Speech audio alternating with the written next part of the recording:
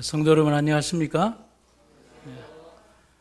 지금 보시면 이 보이는 그림이 좀 익숙한 그림이십니까? 교회 담벼락에 붙은 꽃 한 송입니다. 일일초로 알려진 꽃인데요. 교회 주차장과 건물 사이의 담벼락에 아주 모질게 붙어 있습니다. 그런데 정말 신기합니다.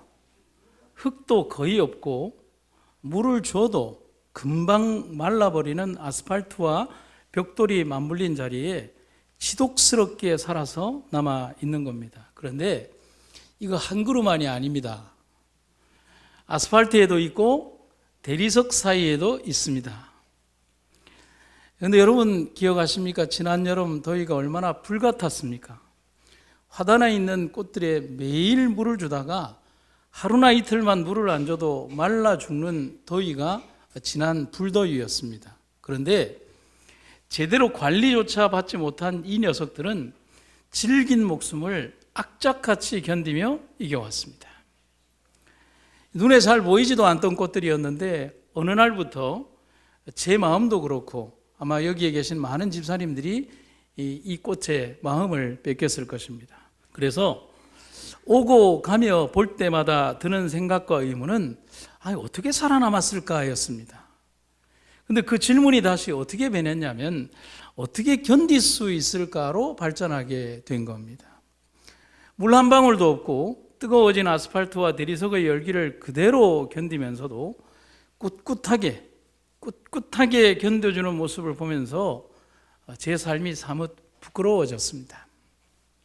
이제 겨울이 오면 시들해지다가 다시 내년이 되면 그 자리에 수만 개의 씨앗 중에서 하나가 뿌리 내리고 다시 이른 봄에서 겨울이 오기까지 매일매일 꽃을 또 피우겠죠. 그러면서 이 꽃을 보면서 제가 결심합니다. 신앙은 저래야지. 우리의 신앙이 그렇기를 간절히 고대합니다. 여러분 이 꽃들이 언제 물 먹는 줄 아십니까? 물론 비 올 때 물을 먹지만 새벽녘 이슬에 나는 기온차에 맺히는 그 작은 물들을 먹고 견디는 겁니다. 신기하지 않나요? 성전에서 가난한 과부의 헌금에 감동하신 예수님이 제자들과 사람들에게 이렇게 말씀하셨습니다. 너희가 굳게 서서 뭐하면?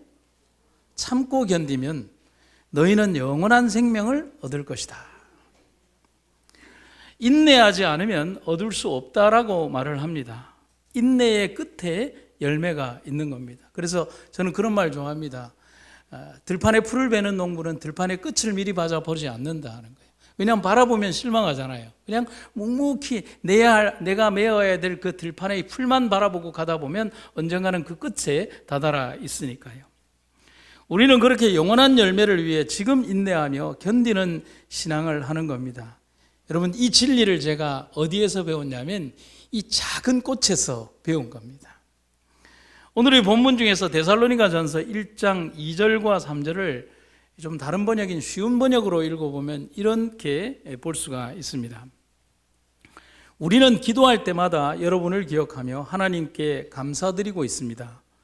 여러분이 믿음으로 행한 일들과 사랑으로 행한 수고와 우리 주 예수 그리스도 안에서 굳건히 소망을 지켜가는 모습, 이것이 개역 성경에는 소망의 인내라고 기록이 되어 있어요. 굳건히 소망을 지켜가는 모습을 보며 늘 하나님께 감사하고 있습니다. 이것은 바울이 데살로니가 교인들에게 보낸 편지에서 그 교인들의 믿음과 신앙을 칭찬하며 쓴 글이에요. 오늘의 설교 제목인 소망의 인내를 뭐라고 표현했냐면 그리스도 안에서 굳건히 소망을 지켜가는 모습. 아멘입니까?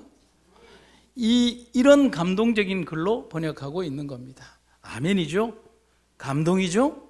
기쁨입니다. 성도 여러분, 우리의 신앙은 그래야 합니다. 굳건히 소망을 지켜나가는 그런 신앙으로 우리 성도 여러분, 우리가 함께 그렇게 굳게 서도록 합시다. 에드먼드 버크라고 하는 사람이 이런 얘기를 했어요. 우리의 인내가 우리의 힘보다 더 많은 것을 성취한다. 여러분 꼭 기억해 주시기를 바라요. 우리의 인내가 우리의 힘보다 더 많은 것을 성취한다. 여러분, 이 사진도 한번 제가 좀 설명을 드려야 될 것 같아요. 철골 더미 속 얼마나 무자비한 환경입니까? 먼지 같은 작은 흙, 그 흙 속에서 한 생명이 태어나요. 여러분, 이 철골 더미 속에 흙이 있으면 얼마나 있겠어요? 그리고 그 뜨겁게 달구어진 철골 사이로 모질게도 살아남은 거예요.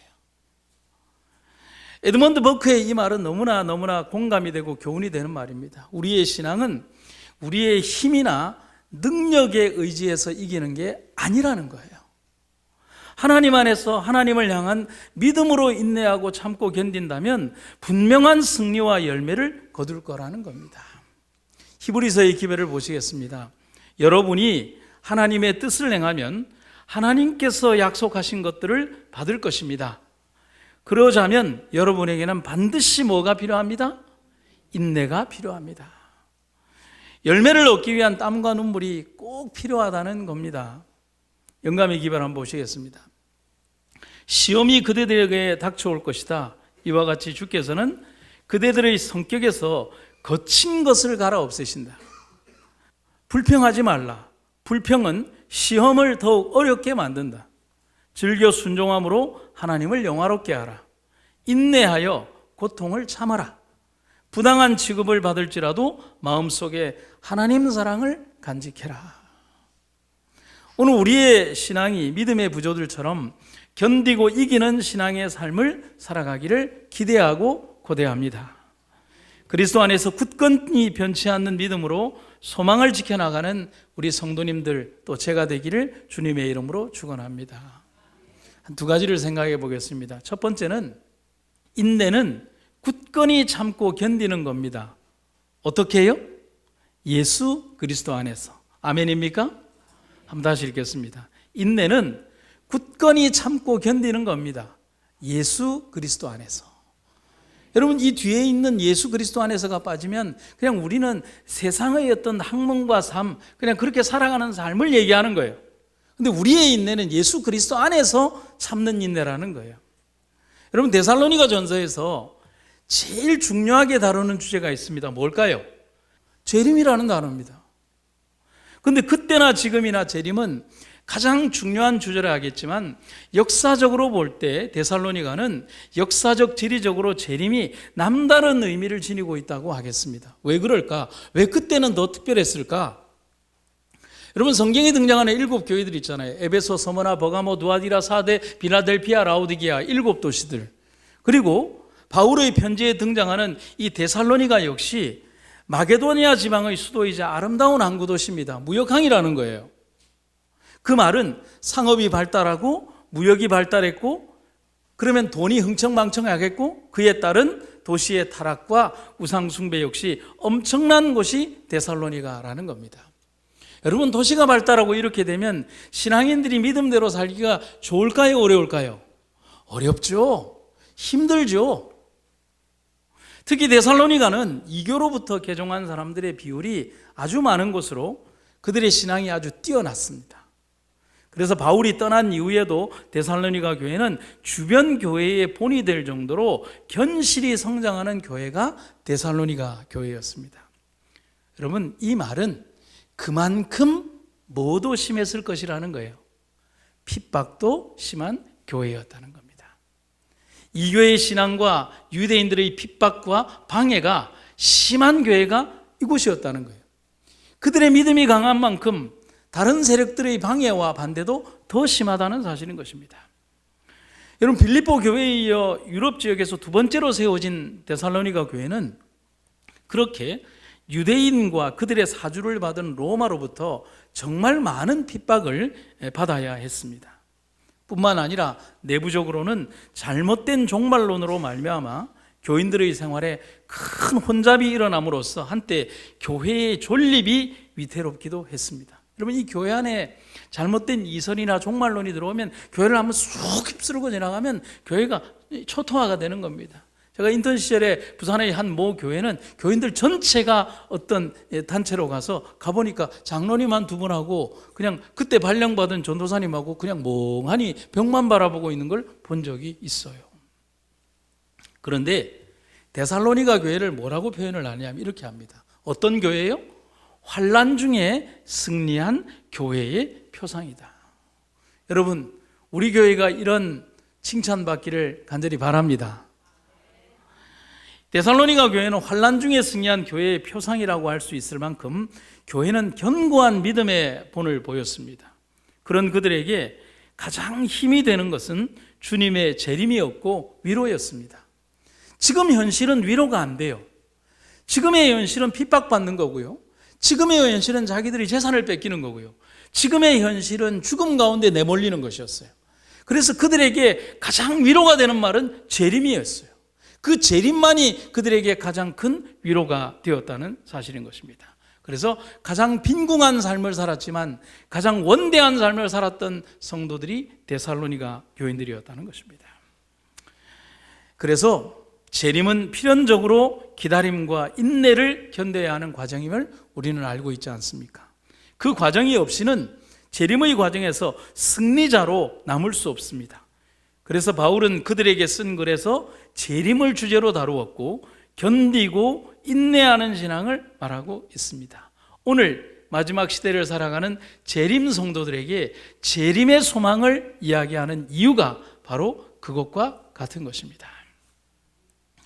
아주 수년 전에 샌프란시스코 종합병원에서 393명의 환자를 대상으로 이중맹 실험을 했습니다. 더블 블라인드 테스트라고 이중맹 실험이라고 하는 것을 했는데 설명을 드리면 이런 거예요.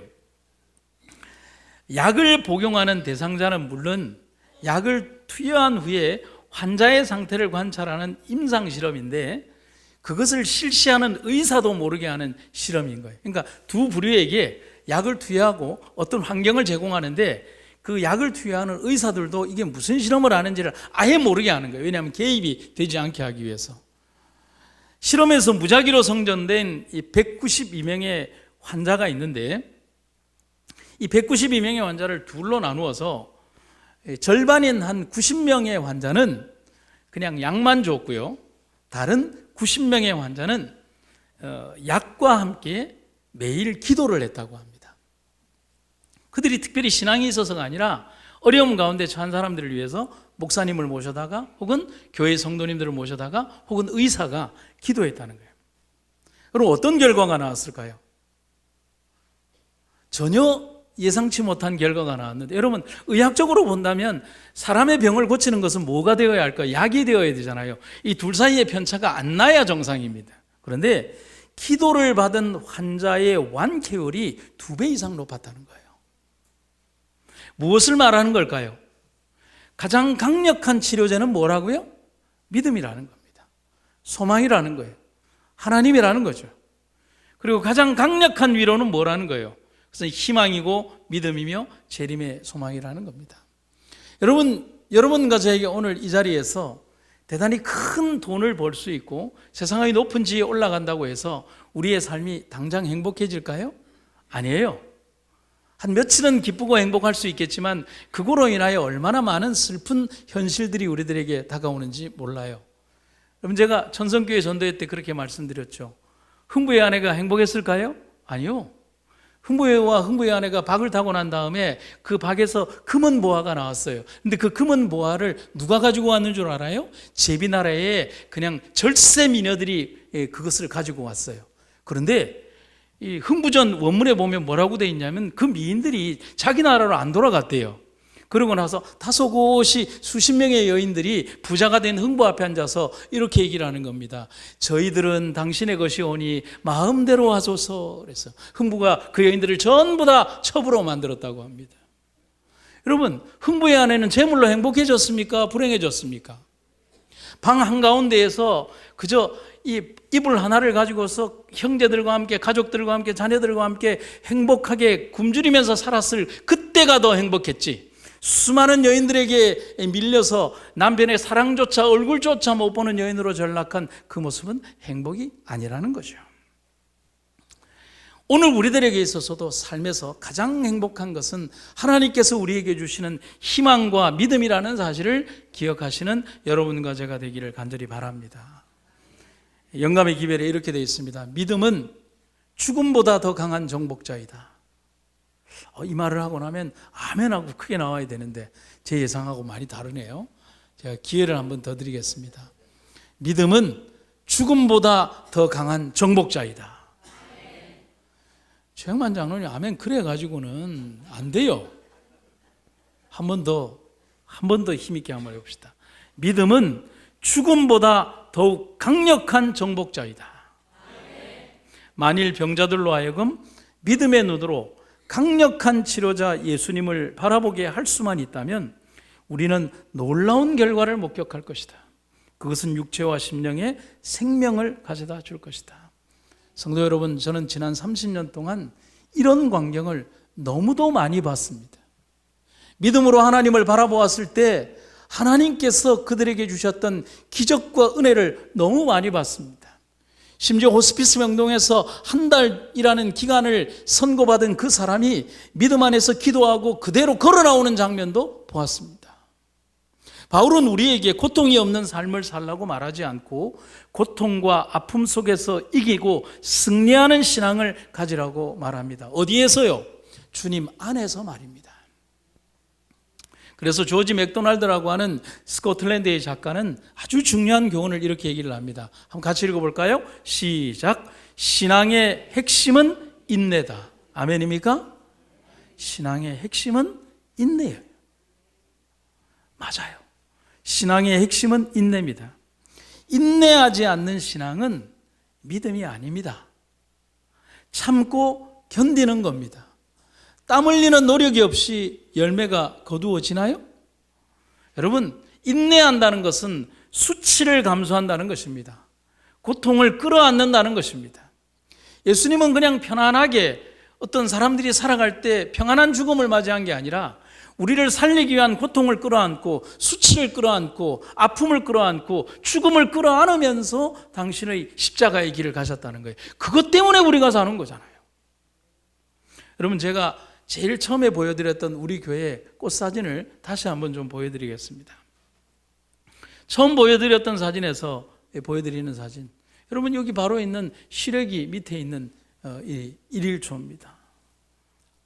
얼마나 힘겹게 살아준 모습입니까? 얼마나 고통을 견디고 이겨낸 모습입니까? 대단히 뛰어나게 아름다운 꽃도 아닙니다. 화원에 가면 포트 하나에 한 2,000원 정도밖에 안 하는 꽃입니다. 그런데 우리는 이 꽃을 보면서 뭐라고 얘기합니까? 다른 많은 비싼 꽃들이 있음에도 불구하고 이 꽃 앞에 가면 나도 모르게 아름답다, 예쁘다, 그리고 꼭 하는 말이 있습니다. 저는 그 앞에서 꼭 얘기합니다. 뭐라고 얘기할까요? 예? 뭐라고요? 한번 자신 있게. 어찌 살았노? 그것보다 좀 마음에 깊은 감동에서 우러나는 말, 저는 꼭 이 말을 합니다. 고맙다. 이 말이 튀어나옵니다. 고맙다. 왜 고마우냐 하면 그들이 견뎌준 그 모습이 고맙기 때문입니다. 여러분, 저는 이 꽃을 보면서 무엇을 생각했냐 하면 그걸 생각했어요. 예수님이 우리에게서 보고 싶은 모습이 이 모습이라는 거예요. 견뎌주는 것, 참고 인내하는 것, 수모를 견디는 것. 오늘 그런 모습의 주인공들 되기를 간절히 바랍니다. 그리고 예수님께서 그렇게 살아가는 우리를 위해서 예수님이 우리에게 똑같은 말씀을 하십니다. 얘들아, 고맙다. 여러분, 이런 칭찬의 주인공들 되시기를 주님의 이름으로 축원합니다. 두 번째 인내의 이유는 그렇게 해야 할 이유가 있기 때문에 인내하는 겁니다. 좀 난해한가요? 저는 오늘 이 두 번째 이유 때문에 더 많은 은혜를 받으며 설교를 준비했습니다. 우리가 인내하는 이유, 그렇게 해야 할 이유가 있기 때문에 인내하는 거예요. 제가 여러분들에게 오래전에 제가 발견한 사진 한 장을 보여드리도록 하겠습니다. 혹시 이 사진 본 적 있으신가요? 이 사진은 제가 후에 알았어요. 1985년에 부산에서 최민식이라는 작가가 길을 가다가 우연히 찍은 사진입니다. 아마도 부산역쯤 되는 것 같았어요. 제목이 뭐냐면 외파리 신문 배달부입니다. 근데 정확하게 얘기하면 외파리, 외다리 신문 배달부라고 하는 표현이 맞아요. 근데 이 사진을 제가 예전에 설교하면서 전임교회인 병원교회에서 보여줬더니 집사님 몇 분이 저 사람을 봤대요. 부산역 근처에서 봤대요. 근데 제가 이 사진을 보면서 많은 걸 느낍니다. 여러분, 사진에는 글도 없고 설명도 없어요. 이 청년이 누군지도 모릅니다. 근데 여러분, 이상하게도 정말 많은 사연이 왜 이 사진 속에서 보입니까? 한 팔과 한 다리가 없지만 겨우 몇 푼의 돈을 벌기 위해서, 신문을 한 부라도 더 팔기 위해서 한 발로 깡충깡충 뛰어다니는 모습에서 꼭 그렇게라도 살아야 하는 이유가 보이는 거예요. 이렇게라도 꼭 살아야 되는 이유가 보이는 거잖아요. 우리 눈에 불쌍하고 안타깝게 보이지만 그의 삶에 절망보다는 한 팔과 한 다리로라도 뛰게 만드는 어떤 이유가 있는 겁니다. 그 이유가 그에게 삶이 주는 고통을 이겨내게 하는 힘이 되는 겁니다. 낭망에서 울기보다는 한 걸음을 더 뛰어가는 거예요. 다리가 하나밖에 없으니까 다른 사람들보다 더 힘들고, 가질 수 있는 신문의 양도 적지만 더 많이 움직여야 하지만 그렇게 해야 하는 이유가 있는 거예요. 아마도 그에게는 부양해야 될 가족이 있을지도, 몸져누운 어머니가 있을지도, 그가 벌어먹여야 되는 또 다른 식구들이 있는지도 모르겠죠. 제가 말씀드린 두 번째 주제처럼 우리가 인내하는 이유는 그렇게 해야 할 이유가 있기 때문에 인내하는 거예요. 우리는 이 세상에 머물 사람들이 아닙니다. 영원한 하늘을 향해 가는 사람들입니다. 그렇기에 이 세상이 주는 평안함과 안락, 그리고 소유를 버리고 영원을 향해 떠나야 하는 겁니다. 그 과정은 꽤 오랜 시간이 걸립니다.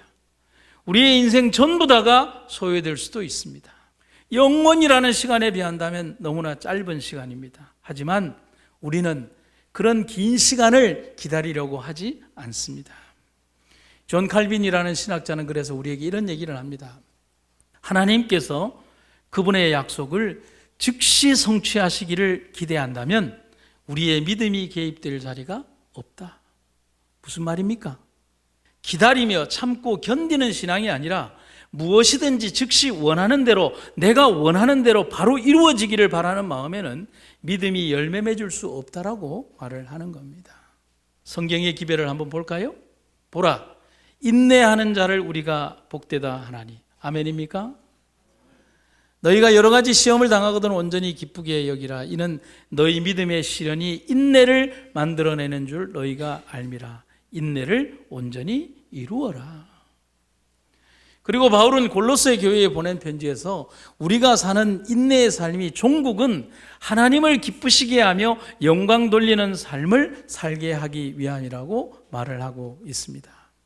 그래서 모든 일에 하나님을 기쁘시게 하고 영광 돌리는 삶을 살게 되기를 원합니다. 또한 모든 선한 일에 열매를 맺으며 하나님에 대해 더 많이 알아가기를 기대합니다. 하나님께서 그의 크신 능력으로 여러분을 강하게 붙들어 주실 때에 여러분은 어떠한 어려움이 와도 넘어지지 않고 참고 견딜 수 있을 것입니다. 여러분, 인내는 단순히 결심으로 되는 거 아닙니다. 인내해야지, 참아야지, 그래 결심했어 라고 하는 거로 되는 거 아닙니다. 태산 같은 짐도 그렇게 해야 할 이유가 있으면 기쁨으로 하게 되는 겁니다.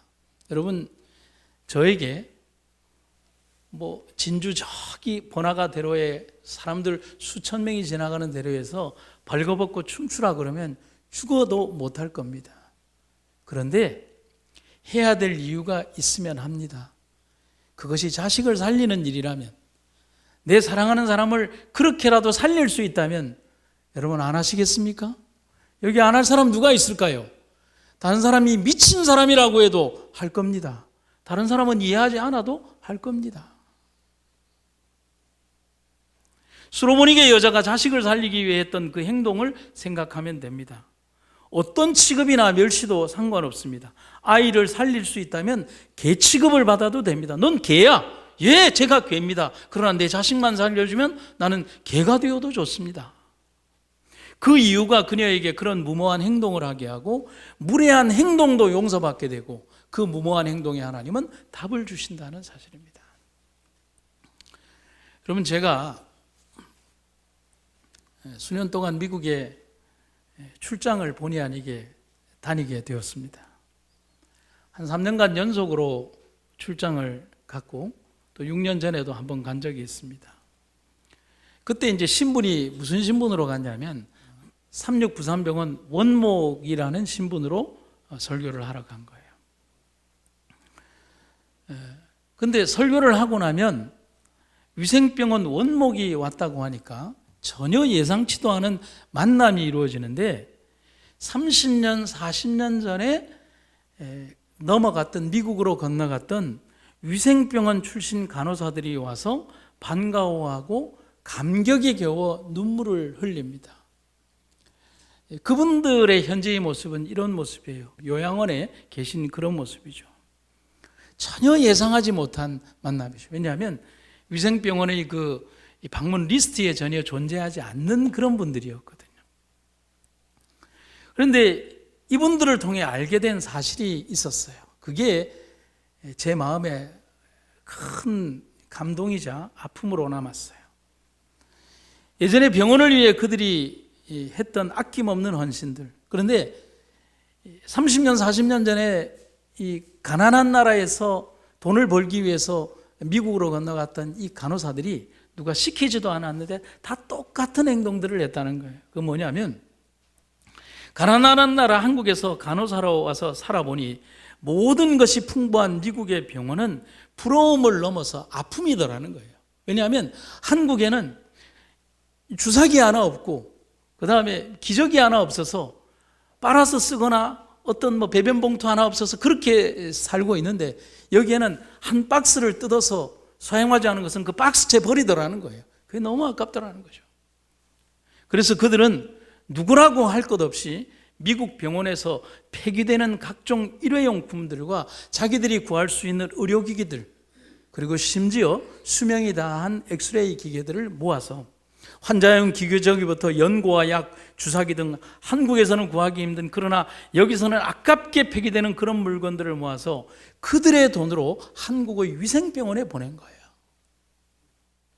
그런 세월이 있었기 때문에 지금의 위생병원이 있었던 겁니다. 이분들 역시도 미국의 한 교회에 출석하고 계신 그런 분들이었어요.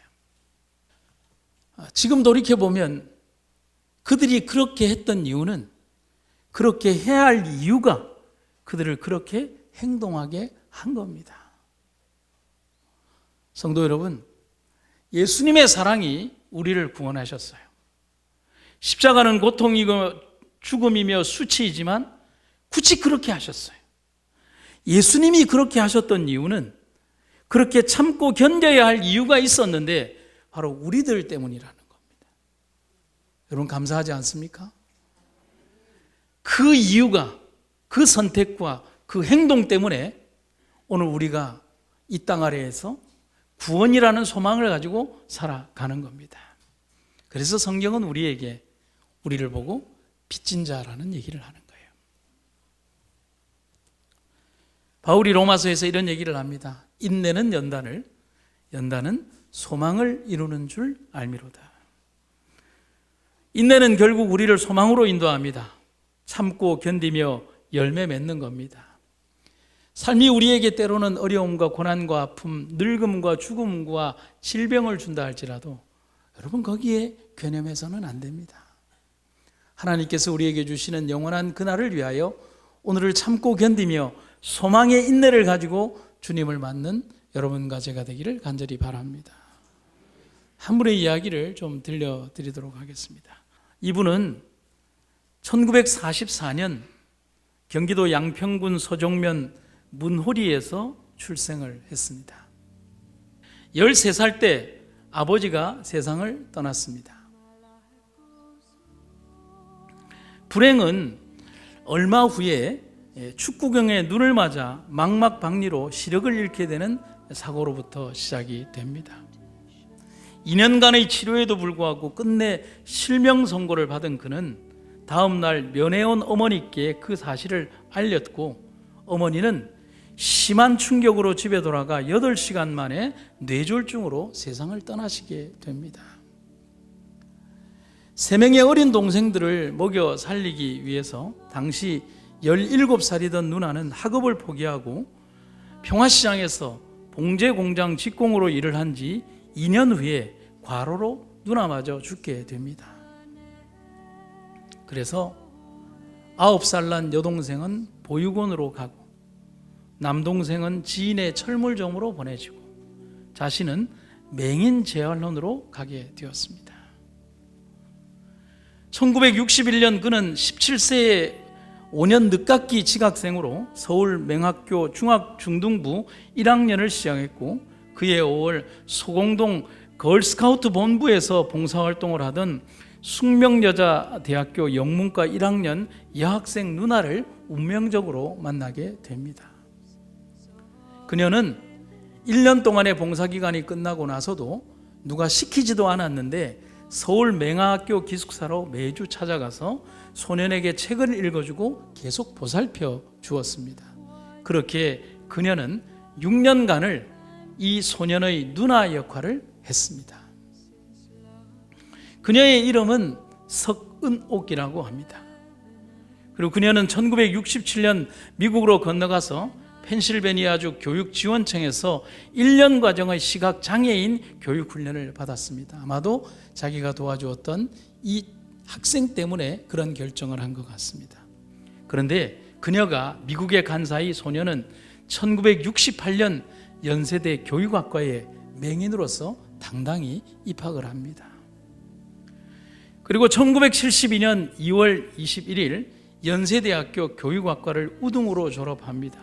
졸업식 5일 후 미국에서 돌아온 그녀와 두 사람은 기독교회관에서 결혼식을 올립니다. 소년의 눈이 되어주었던 그 대학생 누나가 이제는 평생의 등불이자 반려자가 된 겁니다. 그리고 신혼부부로 미국에 유학을 해서 1976년 한국인 최초의 시각장애인 박사가 됩니다. 피츠버그 대학교 교육학 철학 박사도 됩니다. 이분이 누구냐 하면 강영우 박사라고 하는 분입니다. 대단한 인생의 이야기입니다. 치독스럽도록 불행한 삶을 가지고 태어난 그 삶을 한탄하고 눈물을 흘리며 살 수 있었던 그였지만 그의 삶의 스토리는 여기에서 끝나지 않습니다. 1992년 사회복지법인 국제교육재활교류단을 창설해서 회장직을 받고 미국 루스벨트 재단의 고문을 역임을 하고 유엔 장애위원회의 부회장을 지었습니다. 미국 대통령이 임명하고 상원의 인준을 받는 고위공직자 500명 중 백악관 국가장애위원회 정책 차관보로서 일을 하게 됩니다. 그래서 미국 내 장애인 인권 분야에 큰 영향력을 발휘해서 한국인으로서 명예를 드높였습니다. 여러분, 이분의 스토리가 또 여기에서 끝나지 않습니다. 강영우 박사에게는 2명의 아들이 있습니다. 차남은 강진영, 장남은 강진석. 장남 강진석은 링컨 대통령의 장남 로버트 토드와 아카데미 하버드대 동문이 되었고 안과 의사의 꿈을 이루어서 30대에 이른 나이로 워싱턴 수도권 의사협회 회장과 전 미국 안과협회 임원이 되었습니다. 둘째 강진영은 필립스 앤도버 아카데미 출신으로 부시 대통령 부자와 동문이고 또 변호사가 되어 오바마 대통령의 백악관 특별보좌관으로 임명이 되었고 부자가 대를 이어 백악관에 입성하는 놀라운 기록을 만들어내었습니다. 강영우 박사가 자신의 글에서 이런 말을 남겼습니다. 제가 눈을 골쳐달라고 했을 때 하나님께서 예스라고 하셨다면 저는 누나의 뒤를 이어 공장에 들어가 소년 가장이 되었을 것입니다. 그러나 하나님은 노로 응답하셨고 맹인 재활센터에서 저를 훈련하였습니다. 그때 제 눈을 뜨게 해주셨다면 저는 기껏해야 공장장으로 끝났을 테지만 후에 저는 백악관에서 일하게 되었습니다. 이분의 일대기를 담은 책이 있습니다. 그 책의 제목이 바로 이겁니다. 내 눈에는 희망만 보였다. 여러분 아멘입니까?